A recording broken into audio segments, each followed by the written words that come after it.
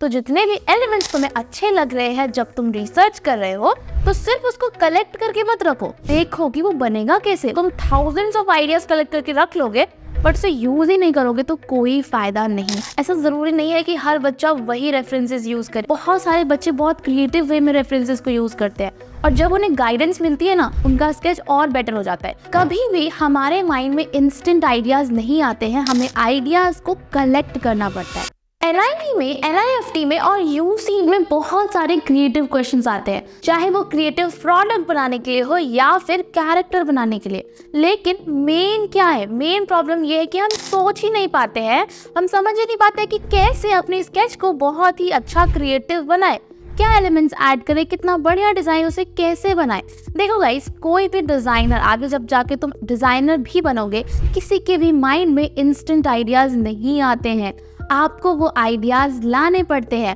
और किस तरह से तुम अपने माइंड को ट्रेन कर सकते हो एक अच्छा स्केच बनाने के लिए एग्जाम में, वो मैं तुम्हें बताने वाली हूँ आज की वीडियो में। तो चलो फटाफट से वीडियो को स्टार्ट करते हैं।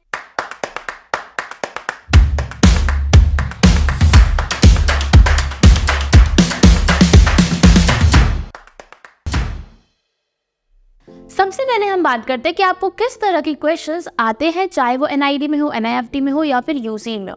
तो मोस्टली आपको क्या आता है, सीन मेकिंग। आपको एक सीन बनाने के लिए दिया जाता है, प्रॉपर आपको एक क्वेश्चन मिलेगा जिसमें कि आपको बोला जाएगा कि हाँ, एक स्ट्रीट बनाना है या फिर रेलवे स्टेशन बनाना है, आपको एक सीन बनाना होगा या फिर स्टोरी बोर्ड बनाना हो सकता है, कोई कैरेक्टर बनाना हो सकता है, कोई ऑब्जेक्ट बनाने के लिए आ सकता है, या फिर कोई भी एक प्रोडक्ट डिजाइन करने के लिए आ सकता है। अब ये सारे के सारे क्वेश्चन जो है वो बहुत क्रिएटिव है और आपके माइंड में अच्छे अच्छे आइडियाज होने चाहिए अगर तुम इन सब क्वेश्चंस को सॉल्व करना चाहते हो।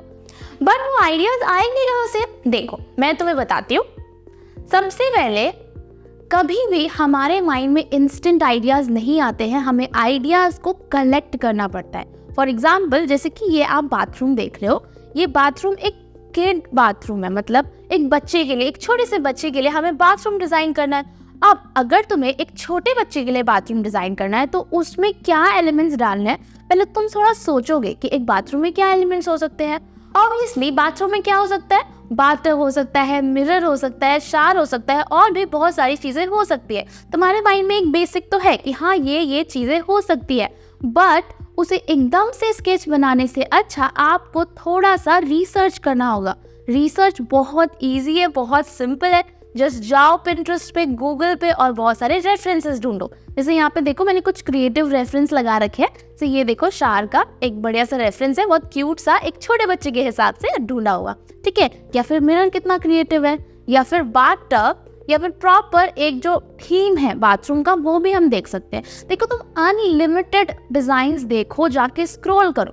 फोन तो तुम चलाते ही हो, बहुत सारी वीडियोस तो देखते ही हो, बट उसको यूटिलाइज करो। जब तुम स्क्रॉल कर रहे हो तो अपने रेफरेंसेस ढूंढो, देखो कि आप क्या क्या यूनिक चीजें अपने स्केच के अंदर डाल सकते हो। चाहे वो बेसिक बेडरूम हो, या फिर वो किड बाथरूम हो, या फिर वो बहुत ही अच्छा कोई हॉल हो, कोई एग्जीबिशन हॉल हो, जो भी थीम पे आप काम कर रहे हो उसके हिसाब से आपको रेफरेंसेस ढूंढने चाहिए। जब हम रेफरेंसेस ढूंढते हैं ना, तो क्या होता है कि बहुत अलग अलग आइडियाज आते हैं मेरे माइंड में कि हाँ ऐसा भी हो सकता है, ऐसा भी हो सकता है, ऐसा भी हो सकता है। तो कौन सा वाला बेस्ट रहेगा जो मैं अपने स्केच में ऐड करूँ? देखो, क्लास में क्या होता है ना कि जब हम लोग कोई स्केच बनाते हैं स्टूडेंट्स के साथ, जब मैं स्केच बनाती हूँ तो मेरे माइंड में भी इंस्टेंटली आइडियाज नहीं आते हैं, बट जब मैं बच्चों के साथ थोड़ा सा देखती हूँ पिंटरेस्ट पे रेफरेंसेस, तब सबको ही आइडियाज आते हैं और एक बहुत अच्छा स्केच बन जाता है। देखो यहाँ पे ये आपको दिख रहा है, एक प्रॉपर किड बाथरूम का स्केच दिख रहा है आपको, ठीक है। इसमें बहुत क्यूट क्यूट एलिमेंट्स डाले हुए हैं और वो सब कैसे डाले होंगे, ऑब्वियसली रिसर्च करी होगी, ढूंढा होगा, एकदम से तो आएगा नहीं माइंड में। तो आज से ही जब भी आप स्केच बनाओ तो जाके ढूंढोगे। तो मैं तुम्हें कुछ और आइडियाज दिखाती हूँ। यहाँ पे तो हमने थोड़े से आइडियाज लगा रखे हैं, बट मुझे अगर और ढूंढना हो, किड्स बाथरूम के लिए ढूंढना हो या फिर किसी भी के लिए ढूंढना हो, तो देखो, या तो आप सर्च करोगे बेसिक सिंपल किड्स बाथरूम, ठीक है। तो यहाँ पर मुझे बहुत सारे आइडियाज मिलेंगे, बट हो सकता है कि इन आइडियाज से आप सेटिस्फाइड ना हो, क्योंकि हो सकता है कि फ्रंट पेज पे आपको बहुत अच्छे आइडियाज ना मिले, कुछ यूनिक मिल ही नहीं रहा हो, तुम्हें पसंद नहीं आ रहा हो, ठीक है। तो फिर क्या करो, फिर आप एक एक एलिमेंट्स को जाके सर्च करो, जैसे कि मिरर, ठीक है, कि मिरर फॉर किड बाथरूम या फिर शार फॉर किड बाथरूम, क्रिएटिव शार आइडियाज। ओके, तो इस तरीके से जस्ट लेट्स सपोज कि हम सिंपल एक चीज से करते हैं, दैट इज हमारा मिरर, ठीक है। अब देखो, आपने मिरर, एक पर्टिकुलर एलिमेंट मिरर डाला तो तुम्हें कितने तरह के क्रिएटिव मिरर्स यहाँ पे दिख रहे हैं, ठीक है। तो एकदम बेसिक रिसर्च नहीं करनी है, एलिमेंट को रिसर्च करना है, तब जाके स्केच जो है वो और अच्छा बनेगा और तुम्हें और ज़्यादा अच्छे आइडियाज़ मिलेंगे और क्रिएटिव स्केच आपको मिल सकता है, ठीक है। चलो अब आगे चलते हैं। हो सकता है कि बहुत सारे एलिमेंट्स जो आपने रिसर्च करे बट आप उसको अपने स्केच में यूज़ नहीं कर रहे हो, बट आप उसे आगे के लिए स्टोर करना चाहते हो कि जब भी तुम फ्यूचर में स्केच बनाओ या फिर एग्जाम में स्केच बनाओ तो वो तुम्हें याद रहे और तुम्हें समझ में भी आए कि वो बनेगा कैसे। जैसे तुम देखो, जैसे ये वाला शार वाला जो डिज़ाइन है बहुत यूनिक है और इसको पर्सपेक्टिव में फिट करना भी एक अलग ही टेक्निक है, ठीक है, कि आप उसको कैसे फिट करोगे। तो जो भी आप यूनिक डिज़ाइन फाइंड आउट कर रहे हो उसका रफ स्केच बना के रख लो, ठीक है।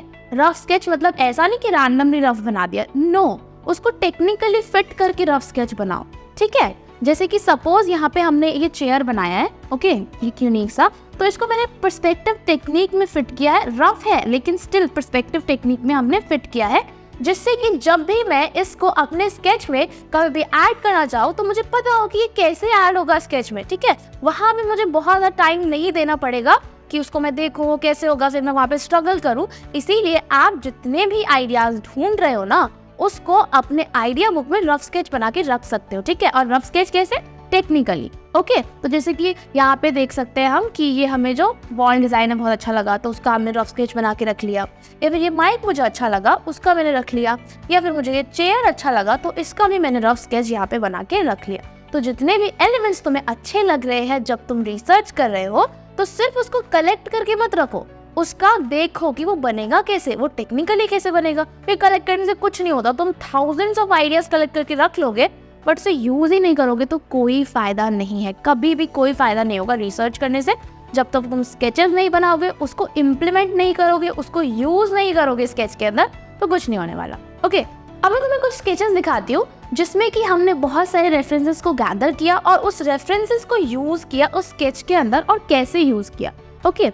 चलो, तो सबसे पहले ये वाला स्केच देखते हैं। देखो यहाँ पे ये स्केच है, ये एक फेयर का स्केच है और ये जितने भी रेफरेंसेस तुम बोर्ड पे देख रहे हो ना, इन सारे रेफरेंसेस का यहाँ पे यूज करा गया है। अब इस स्केच में ना सबसे पहले तुम्हारी नजर जा रही है वो इन अंकल पे जा रही है, इस पोज पे जा रही है, यस। तो ये जो पोज है ना, इसका भी रेफरेंस लिया था और इसका जो पोज रेफरेंस है वो ये आपको दिख सकता है, ठीक है। तो यहाँ पर देख सकते हो तुम, जो प्रॉपर पोज है वो भी सेम है, हाथ में बांसुरी डाली हुई है, ठीक है। बस थोड़ा सा जो क्लॉथ थीम है वो चेंज कर दिया ताकि वो मेरे थीम से, मेरे स्केच थीम से मैच करे। तो जो भी हम रेफरेंस ले रहे हैं ना, उसको डायरेक्टली यूज करो या फिर इनडायरेक्टली यूज करो, उसका कुछ तुम चेंज करना चाहते हो, तो जैसे मैंने की पगड़ी भी चेंज करी है, ओके। तो अपने हिसाब से अपने थीम में आपको उसे फिट करना है और ये बहुत इंपॉर्टेंट है। देन प्रॉपर कॉपी करोगे तो हो सकता है कि थीम से मैच ना करे, इसीलिए आपको अपने थीम से इसको मैच कराना है, ठीक है। उसके अलावा देखो, ये एक फेयर का स्केच है और थोड़ा सा हमने इसको रूरल लाइफ वाला वाइब देने की कोशिश करी है। तो हमें सोचना है कि उस तरफ, जैसे रूरल एरियाज में किस तरह के फेयर्स होते हैं, किस तरह की डेकोरेशंस होती हैं, या फिर किस तरीके के ह्यूमन फिगर्स हो सकते हैं, वैसे भी सोचना है। इसे देखो, ये जो लंबा सा आदमी है इसको मैंने यहाँ पे बनाया पीछे। तो सिर्फ मेन एलिमेंट्स को ही नहीं, छोटे छोटे एलिमेंट्स को, सपोर्टिव एलिमेंट्स को जो हम पीछे बनाने वाले हैं स्केच में, उसे भी आप ढूंढ सकते हो। क्यों? क्योंकि अगर मैं ये रेफरेंस देखती नहीं ना तो मेरे माइंड में आइडिया आता ही नहीं कभी कि मैं ऐसा भी कुछ बना सकती हूँ स्केच के अंदर।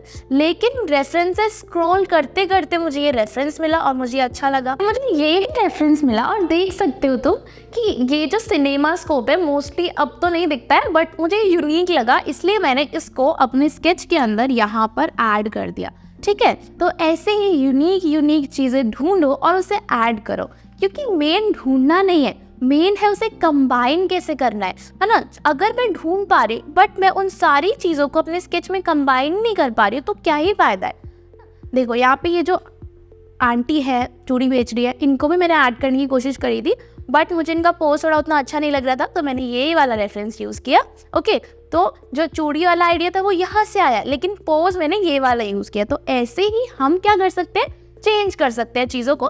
देखो, जितना तुम रिसर्च करोगे ना उतना तुम्हारा माइंड ओपन होगा और उतना तुम्हें समझ में आएगा कि मेरे स्केच में क्या चीज़ अच्छी डलेगी, क्या चीज़ अच्छी लगेगी और क्या चीज़ अच्छी नहीं लगेगी। ओके, अगर तुम थाउजेंड्स ऑफ रेफरेंस कलेक्ट कर रहे हो बट स्केच नहीं बना रहे हो तो कोई फ़ायदा नहीं है। ओके, तो अगर तुम्हें ये सारी चीज़ों को कंबाइन करना है तो इट्स इम्पॉर्टेंट कि आपको पर्सपेक्टिव की टेक्निक आती हो, आपको पर्सपेक्टिव स्केचिंग आती हो। ठीक है, पर्सपेक्टिव स्केचिंग क्या, कि सारे ह्यूमन हॉराइजन पे बनेंगे, कन्वर्ज होंगी सारी चीज़ें, और भी बहुत सारी, तो मैं बेसिक बता रही हूँ। ठीक है, जो सीन मेकिंग होता है ना वो थोड़ा मुश्किल लगता है स्टूडेंट्स को, लेकिन पर्सपेक्टिव टेक्निक्स के साथ और जितने भी मैं आइडिया बुक्स की टेक्निक बता रही हूँ उससे वो बहुत सिंपल और इजी हो जाता है, जिससे कि आप इजीली इतना अच्छा स्केच बना सकते हो। देखो, कभी भी क्या होता है ना कि किसी स्केच को देख के बनाने से ना कभी भी हम पर्सपेक्टिव नहीं सीख सकते। जैसे कि सपोज कि तुमने कुछ स्केचेस बनाए, गूगल से देख के बनाए या फिर पिंटरेस्ट से देख के बनाए या फिर किसी यूट्यूब वीडियो से देख के बनाए,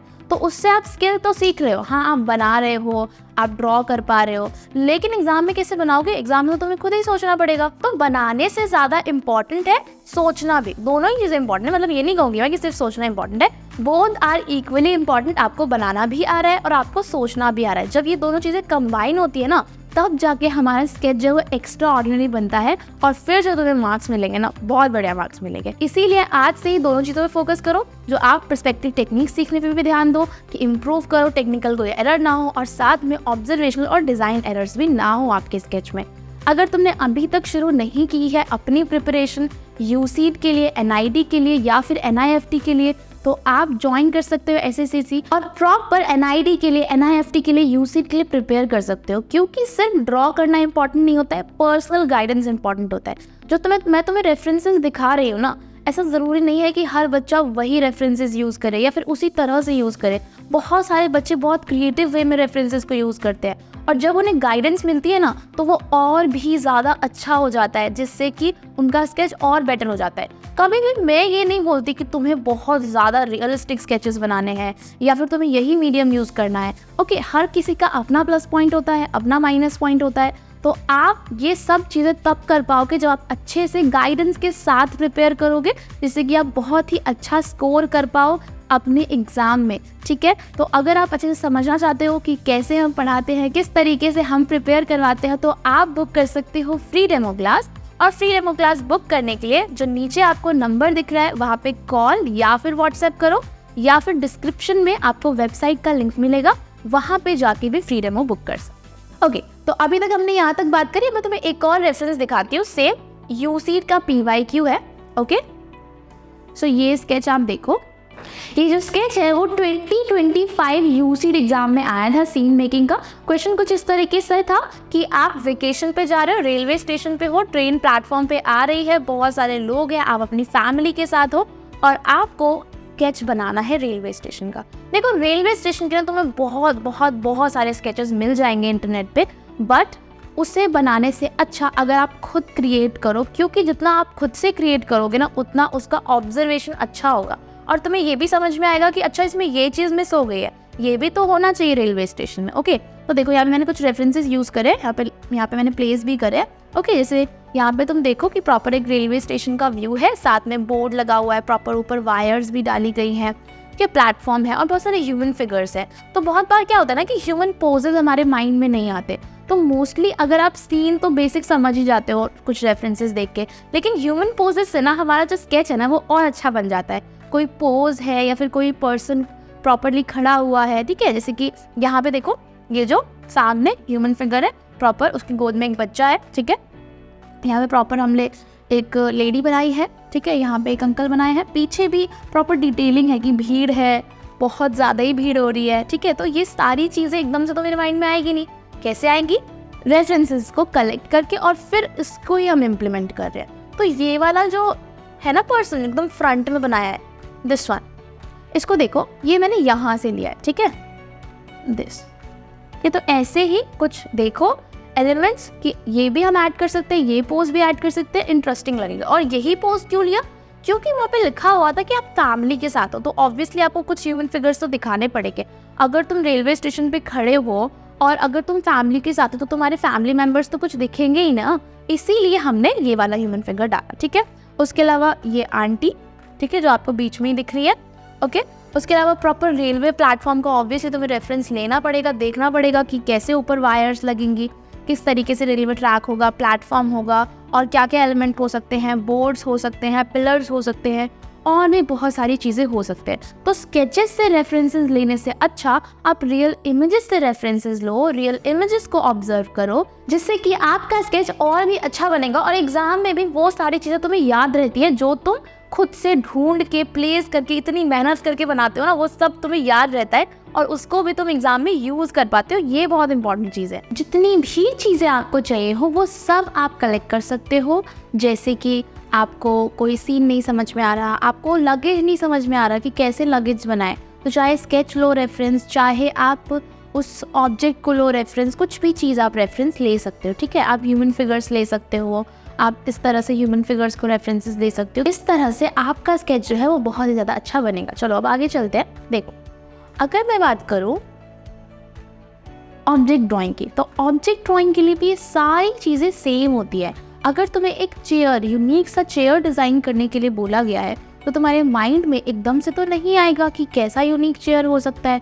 उसके लिए ऑब्वियसली तुम्हें करना होगा रिसर्च, ठीक है। रिसर्च चाहे बहुत सारी करो, ठीक है। यहाँ मैंने रिसर्च की फ़ोटोज़ नहीं डाली है, आप खुद करो, रिसर्च करो, देखो कि किस तरह से यूनिक चीज़ें बन सकती हैं और क्या क्या चीज़ें हम अलग बना सकते हैं, क्या वो कंफर्टेबल होगा कि नहीं, जो भी यूज़ करेगा उसको, जो यूज़र होगा उसके लिए वो कंफर्टेबल है कि नहीं, वो भी चीज़ इंपॉर्टेंट है। ऐसा नहीं कि आप कुछ भी डिज़ाइन करो, खाली बस डिज़ाइन यूनिक है, कंफर्टेबल वो है ही नहीं, वो फिजिबल है ही नहीं, वो सब चीज़ें भी इंपॉर्टेंट है, लेकिन साथ में डिज़ाइन भी इंपॉर्टेंट है, क्योंकि आप डिज़ाइन एंट्रेंस एग्जामिनेशन दे रहे हो तो डिज़ाइन तो मैटर करता ही है। डिज़ाइन देखो, उसके रफ स्केचेस बनाओ, 1 बनाओ, 2 बनाओ, 4 बनाओ, बहुत सारे रफ स्केचेस बनाओ, और फिर आखिर में आप एक फाइनल डिज़ाइन पे पहुंच सकते हो।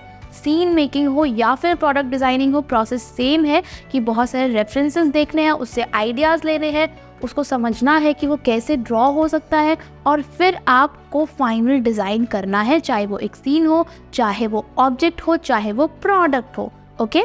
लेकिन गाइज ये भी बहुत इंपॉर्टेंट चीज़ है कि एग्ज़ाम में आपको जो क्वेश्चन आएगा उसको तुम्हें वहीं पे सोच के बनाना है। वहाँ पे तो कोई रेफरेंस नहीं ले सकते, कोई न्यू सीन भी आ सकता है, ठीक है। तो अब उसके लिए हम क्या कर सकते हैं, देखो, अगर तुम सोचो कि तुम्हारे आसपास कितने व्यूज़ हो सकते हैं, इंटीरियर और एक्सटीरियर, तो क्या क्या तुम्हारे दिमाग में आएगा। रूम आ सकता है ना, आपके दिमाग में रेस्टोरेंट आ सकता है, या फिर मॉल आ सकता है, अपार्टमेंट आ सकता है, हॉल आ सकता है, ठीक है। तो आपको एटलीस्ट 20 इंटीरियर और 20 एक्सटीरियर स्केचेस प्रैक्टिस करने हैं, जिससे कि सब कुछ सॉर्ट हो जाएगा। जो भी व्यू, कहीं से भी कुछ भी व्यू आ जाए, आप उसको बना पाओगे फटाफट, क्योंकि एग्ज़ाम में सोचना बहुत मुश्किल होता है। तो आपको सोचने वाला काम जो है ना वो पहले से करके जाना है। अब वो कैसे करोगे वो मैं बताती हूँ।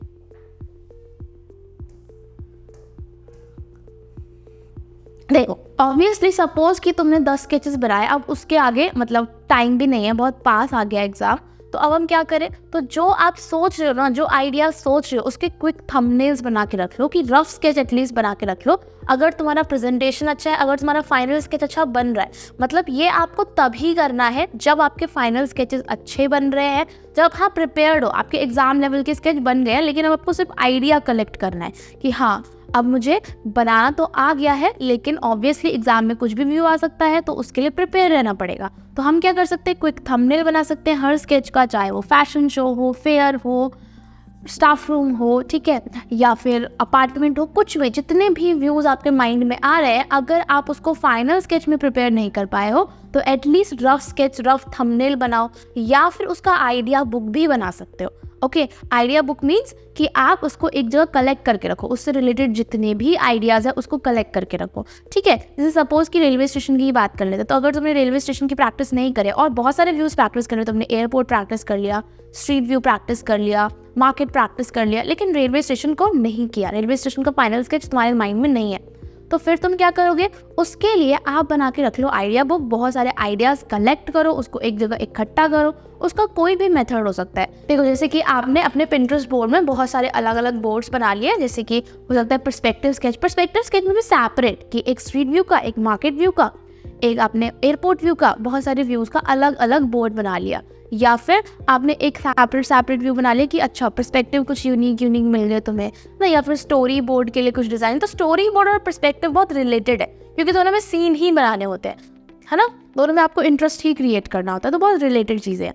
ओके, बाकी प्रोडक्ट के लिए कभी तुम्हें यूनिक प्रोडक्ट तुम्हें मिला स्क्रॉल करते करते कि हाँ ये बहुत यूनिक चेयर है या फिर एक बहुत बढ़िया यूनिक कैमरा है, तुम्हें उसका डिज़ाइन बहुत अच्छा लग रहा है, उसके मतलब जो भी उसका एक एलिमेंट तुम्हें बहुत अच्छा लग रहा है, उसको सेव करके रखो, उसके स्केच को सेव करके रखो। ओके, और अपना आइडिया बुक बनाने का कोई भी तरीका हो सकता है जो तुम्हें कंफर्टेबल लगे, या फिर तुम रेफरेंसेस के प्रिंट निकलवा के रख सकते हो कि आपने बहुत सारी आइडियाज़ देखे, चाहे वो प्रोडक्ट के देखे, चाहे वो सीन मेकिंग के देखे, चाहे यूनिक कैरेक्टर के देखे, और उनका प्रिंट निकलवा के रख लिया कि एग्जाम से पहले फटाफट से रिवाइज कर सके।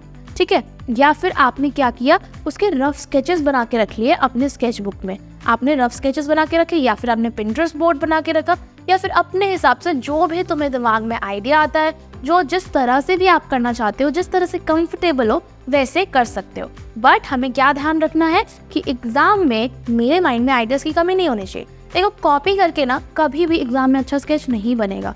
ओके, जब तुम अपने माइंड को ट्रेन करोगे, क्रिएटिविटी को इंक्रीज करोगे, तभी स्केच अच्छा बनेगा। और क्रिएटिविटी को इंक्रीज करने का यही एक मेथड, और कोई मेथड नहीं है। इंस्टेंटली हम नहीं कर सकते हैं, बिल्कुल नहीं कर सकते, उस पर तुम्हें टाइम देना पड़ता है। बल्कि रेफरेंसेस भी है ना, किस तरह के रेफरेंस होने चाहिए, कौन से व्यू के लिए कौन सा रेफरेंस अच्छा है, वो सब हमें तभी समझ में आता है जब हम उस पर काम करते हैं, जब हम डिस्कस करते हैं चीज़ों को। पता है क्या होता है कि जब हम एक अकेला बच्चा स्केच बनाता है तो उसमें उतना अच्छे एलिमेंट्स नहीं आते, बट जब एक प्रॉपर ग्रुप रिसर्च होती है और फिर अलग अलग बच्चे भी जब एक ही रेफरेंसेस को यूज़ करते हैं, फिर भी उन सब के स्केचेस अलग, यूनिक और अच्छे निकल के आते हैं। तो क्या मतलब, अगर आपने अकेले किया तो फिर क्या होगा कि कुछ चीज़ें रह जाएंगी, बट जब तुमने उसको एक ग्रुप के साथ डिस्कस किया तो वो चीज़ें और बेटर हो जाती है, क्योंकि हमारा पॉइंट ऑफ व्यू, जो ग्रुप है उसका पॉइंट ऑफ व्यू, सबका पॉइंट ऑफ व्यू हमें समझ आ रहा है, जिससे कि हमारा जो रिसर्च है वो अच्छा होगा, रिसर्च अच्छा होगा तो स्केच भी अच्छा होगा। ओके, तो आई होप कि तुम सबको समझ में आया होगा कि क्या क्या चीज़ें, क्या क्या आइडियाज़ हम लोग फॉलो कर सकते हैं जिससे कि एग्जाम में अच्छा स्केच बना पाए। अब लास्ट बट नॉट लीस्ट, बहुत इंपॉर्टेंट पॉइंट मैं तुम्हें बताने वाली हूँ। वो इंपॉर्टेंट पॉइंट क्या है कि देखो, एग्जाम में तुम्हें कुछ भी बनाने के लिए आ सकता है। कभी तुम्हें फ्यूचरिस्टिक स्ट्रीट बनाने के लिए आ सकता है, या फिर एक लोकल स्ट्रीट व्यू बनाने के लिए आ सकता है। आपको कहीं पर एक नॉर्मल चेयर यूज़ करना हो सकता है, या फिर तुम्हें प्रोडक्ट डिज़ाइन में प्रोडक्ट के तौर पर चेयर डिज़ाइन करने के लिए आ सकता है। ठीक है, तो हमें हर केस के लिए रेडी होना होगा। मतलब मुझे यूनिक डिज़ाइंस पे भी फोकस करना है, यूनिक फ्यूचरिस्टिक डिज़ाइंस पे भी फोकस करना है, और साथ ही में मुझे लोकल व्यूज़ पे भी फोकस करना है। ऐसा नहीं है कि लोकल व्यूज़ को छोड़ दे कि हम सिर्फ यूनिक देख रहे हैं कि क्या यूनिक हो पाएगा। बट गाइज, अगर तुम्हें एक बेसिक व्यू बनाने के लिए आ गया, एक बेसिक स्ट्रीट व्यू बनाने के लिए आ गया, रेलवे स्टेशन बनाने के लिए आ गया, या फिर मार्केट बनाने के लिए आ गया, तो वो आइडियाज़ भी तो होने चाहिए ना मेरे माइंड में। और वो कैसे होंगे, जब आप लोकल व्यूज़ पे भी फोकस करोगे, बेसिक चेयर डिज़ाइन या बेसिक ऑब्जेक्ट ड्राइंग पे भी फोकस करोगे, और साथ ही में आप इस तरह के डिज़ाइंस पे भी फोकस करोगे, तब जाके तुम प्रॉपर प्रिपेयर हो पाओगे अपने एग्ज़ाम के लिए और एग्ज़ाम में अच्छा बनाने के लिए। देखो, अगर हम बात करते हैं स्केच की, तो एक होता है स्केच और एक होता है अच्छा स्केच। तो आपको अपने इस एग्ज़ाम में अच्छा बनाना है। यूनिक क्या होता है? यूनिक होता है कि आपका एक पर्सनल स्टाइल है, कि हाँ, देखने से पता चल रहा है क्या ये तुमने ही बनाया होगा। अगर सपोज कि क्लासेस में जब मैं स्केच बनाती हूँ तो कोई बच्चा जब मेरा स्केच देखेगा उसे समझ आएगा कि हाँ, ये मैंने ही बनाया है, या फिर अगर कोई दूसरा स्केच है तो वो मैंने नहीं बनाया, समझ में आता है कि हाँ, आपका एक पर्सनल स्टाइल होता है। बल्कि हर स्टूडेंट का अपना एक पर्सनल स्टाइल होता है, ठीक है, और उसको नरिश करके अपने स्केच को एक्स्ट्रा ऑर्डिनरी बनाओगे, तभी एग्जाम में कुछ यूनिक कर पाओगे। ठीक है, तो ये सारी चीज़ें फॉलो करना, जितनी भी मैंने तुम्हें बताई। क्या क्या चीज़ें बताई, फटाफट से रिकैप कर लेते हैं। जब भी स्केच बनाओ, रेफरेंसेस लो, ठीक है, रेफरेंसेस ले रहे हो उसको यूज़ करो स्केच में, ठीक है, उसको फ्यूचर में यूज़ करना चाहते हो, रफ स्केच बना के रख लो, आइडिया बुक बना के रख लो, प्रोडक्ट पे भी फोकस करो, सीन पे भी फोकस करो, साथ ही में लोकल व्यूज़ पे भी फोकस करो, फ्यूचरिस्टिक व्यू पे भी फोकस करो, यूनिक डिज़ाइंस पे भी फोकस करो। ये सारी चीज़ें करके आप अच्छा स्केच बना पाओगे एग्जाम में। जितनी भी चीज़ें मैंने तुम्हें बताई है, उसके अलावा कोई यूनिक आइडिया तुम्हारे माइंड में हो जिससे कि एक बहुत अच्छा स्केच बनाया जा सकता है, या फिर अपने आइडिया बुक को और बेटर बनाया जा सकता है, तो कमेंट सेक्शन में मुझे लिख के ज़रूर बताना। और अगर तुम्हें ये वीडियो बेनिफिशियल लगा तो वीडियो को लाइक करो और हमारे चैनल को सब्सक्राइब करना मत भूलना। और अच्छे से एनआईडी के लिए, एनआईएफटी के लिए, यूसीन के लिए प्रिपेयर करना चाहते हो तो क्या कर सकते हो, फ्री डेमो क्लास अभी बुक कर सकते हो। फ्री डेमो क्लास बुक करने के लिए आप क्या कर सकते हो, डिस्क्रिप्शन में आपको एसएससी की वेबसाइट का लिंक मिलेगा, वहाँ पे जाओ। ओके, जब आप वेबसाइट पे जाओगे तो आपको यहाँ पे मिलेगा button book a free demo. इसको क्लिक करके प्रॉपर अपनी डिटेल्स आप फिल कर सकते हो और बुक कर सकते हो प्रॉपर फ्री डेमो क्लास। और यहाँ पे आगे आप बहुत कुछ सीख सकते हो नया अपनी प्रिपरेशन के लिए, और गाइडेंस ले सकते हो, बात कर सकते हो, डाउट पूछ सकते हो। तो अभी जाओ और फटाफट से बुक कर लो, ठीक है।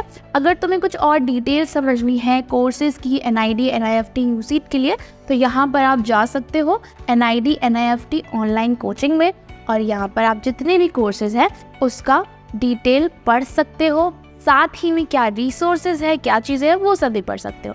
अगर तुम्हें कोई डाउट है तो जो नीचे नंबर है वहाँ पे कॉल करके आप अपना डाउट क्लियर कर सकते हो। अगर तुम्हें किसी टॉपिक में बहुत ज़्यादा प्रॉब्लम आ रही है, तुम चाहते हो कि मैं उसके ऊपर वीडियो बनाऊँ, तो मुझे कमेंट सेक्शन में लिख के बताओ। ओके, अभी हम मिलेंगे नेक्स्ट वीडियो में, तब तक के लिए बाय।